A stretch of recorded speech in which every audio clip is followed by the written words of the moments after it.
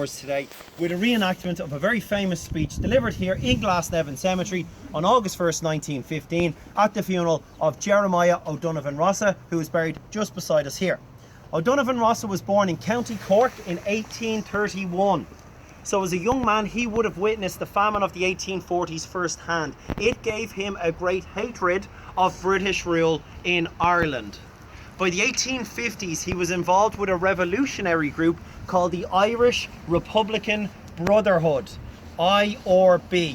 Better known though by a nickname. They were known as the Fenians. The Fenians had one objective: to achieve Irish independence through armed rebellion. And Rossa gets involved with them and becomes a leader of the Fenians. By 1865, he's been arrested for Fenian activity. 2 years later, 1867, the Fenians rise in rebellion. They were defeated, more put in prison. And after a number of years in prison, a couple of leading Fenians, including Rossa, were given the choice of exile. So basically, you can stay in prison for the rest of your sentence or exile yourself for that time. So 5 of them chose exile, including Rossa. They boarded a ship called the Cuba. They became known as the Cuba 5. And they sailed off to America, where they were treated as heroes when they arrived in 1871. You have to think about it. To Irish Americans, these were the guys striking a blow for freedom. And they begin to organise the American branch of the Fenians called Clan na Gael. And Clan na Gael's big job was to fundraise from the Irish Americans and send that money back to the Fenians here in Ireland for all sorts of revolutionary activities. They even had a bombing campaign in Britain in the 1880s, not to kill civilians, just to kind of cause a bit of damage and stuff. For one example, you might know the police headquarters in London is called New Scotland Yard. New being the operative word there, because they blew up Old Scotland Yard. So there you go. We're all familiar, police departments around the world have special branch. The first special branch was set up in London to take on the Fenians. Their original title, by the way, was Irish Special Branch. That was their thing. They just dropped the Irish after a while. Special branch. So that's our mark in history. And eventually Rossa dies in New York after many years. He dies in the summer of 1915. World War I, of course, is going on. And all political meetings and gatherings had been banned under a new piece of legislation, Defence of the Realm Act, DORA, Defence of the Realm Act.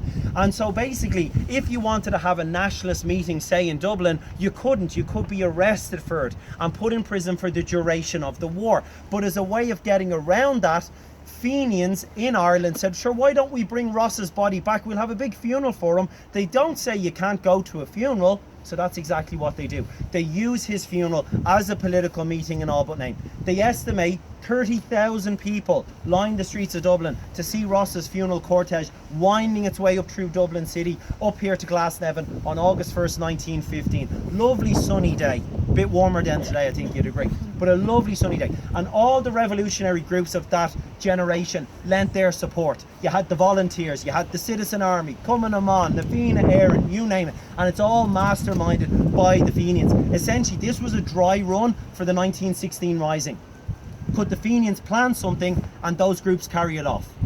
On that day, a really famous speech is delivered, a graveside oration by none other than Patrick Pearse. Now, many of us will know Patrick Pearse, but at that time he wasn't that well known. He was a school teacher, he had trained as a barrister, but he was also a Fenian.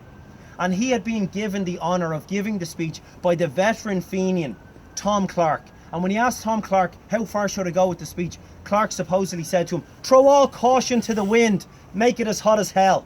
That's exactly what Pearse does. He goes off to his cottage in Connemara, writes the speech, doesn't show it to many people. Tom Clark was probably sweating today going, think like, what's this lad going to say?